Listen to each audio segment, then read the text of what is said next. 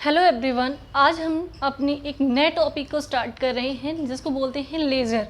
हमने पिछले last video में ये पढ़ा था कि जर्नल किसे कहते हैं और जर्नलाइजिंग कैसे करते हैं।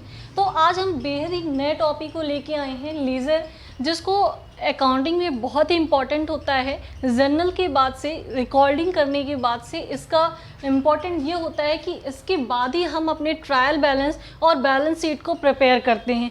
तो प्लीज़ ध्यान से पढ़िएगा। अगर आपने हमारे चैनल को सब्सक्राइब ना किया हो तो सब्सक्राइब कर दें ताकि आपको हमारे अपडेट्स मिलते रहें और आप कंटिन्यू पढ़ सकें। So let's start laser. Laser क्या होता है? मान लीजिए कि हमने जर्नल किया, मैंने जर्नलाइजिंग करी। हमने लास्ट वीडियो में पढ़ा था जर्नल, तो जर्नलाइजिंग करी। अब जर्नलाइजिंग में मान लीजिए कि कोई फर्म है, मान लीजिए कि तिरुपति पॉलीफॉर्म है, जिससे मैंने परचेज किया। अब मैंने मार्च या समझिए मई मंथ में मैंने बहुत सारे ट्रांजेक्शन्स करे उससे। किसी से मैंने उससे परचेज किया, उससे सेल किया, किसी को हमने उसमें 70% कैश दिया, 70% लिया, या उसके बाद से 20% डिस्काउंट दे दिया उसमें। तो इतने सारे ट्रांजेक्शन्स को हमने रिकॉर्ड तो जर्नलाइजिंग में कर लिया।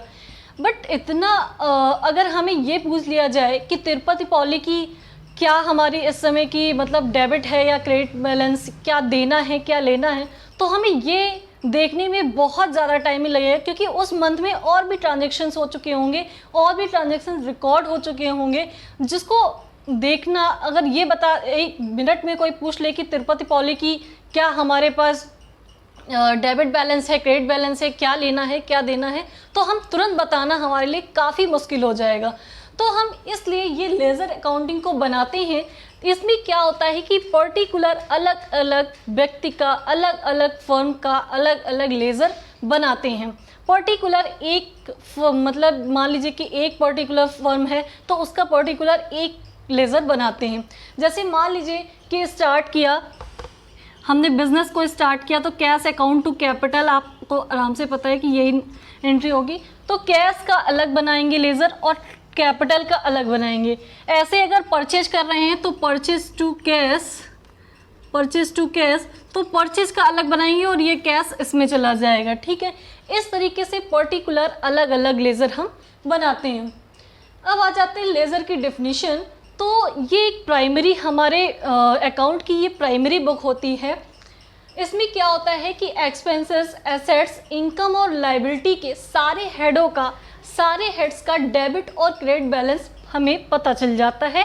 बहुत इजीली हमें डेबिट और क्रेडिट का बैलेंस ये पता चल जाता है कि क्या हमें डेबिट करना है, क्या क्रेडिट हो रहा है हमारे लेज़र में। ठीक है, ये उसके बाद से need and importance of laser.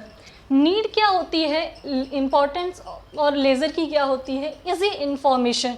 Easy information का क्या मतलब है कि हमने जर्नलाइजिंग करी तो रिकॉर्डिंग करी इतनी ज़्यादा, तो हमें क्या है, लेज़र हमने बना लिया, तो हमें पर्टिकुलर किसी चीज़ की किसी का लेज़र का हमें ये पता करना है कि क्या बैलेंस है, तो वो हमें ईज़िली वे में हमें पता चल जाता है।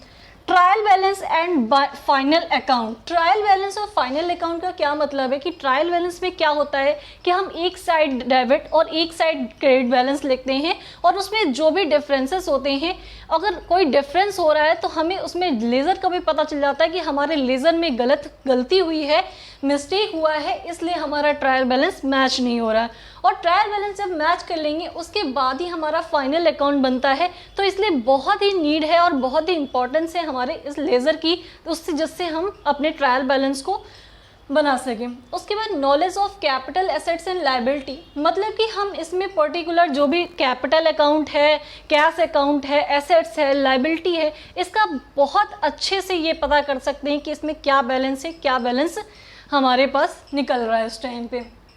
सेव टाइम का क्या मतलब है कि जर्नलाइजिंग में क्या होता है कि इतना ज़्यादा टाइम लगाने के बाद भी हम ये नहीं पता कर पाएंगे कि इस पार्टी का इतना बैलेंस है, लेकिन इसमें क्या है कि हम तुरंत ये बता सकते हैं कि हमारे लेज़र का क्या बैलेंस निकल रहा है। तो इस तरीके से हमारा टाइमिंग भी सेव हो जाती है। अब क्या है कि हमने लेज़र तो समझ लिया कि लेज़र होता क्या है। अब इसका फॉर्मेट हम समझते हैं कि फॉर्मेट ऑफ लेज़र का फॉर्मेट क्या होता है।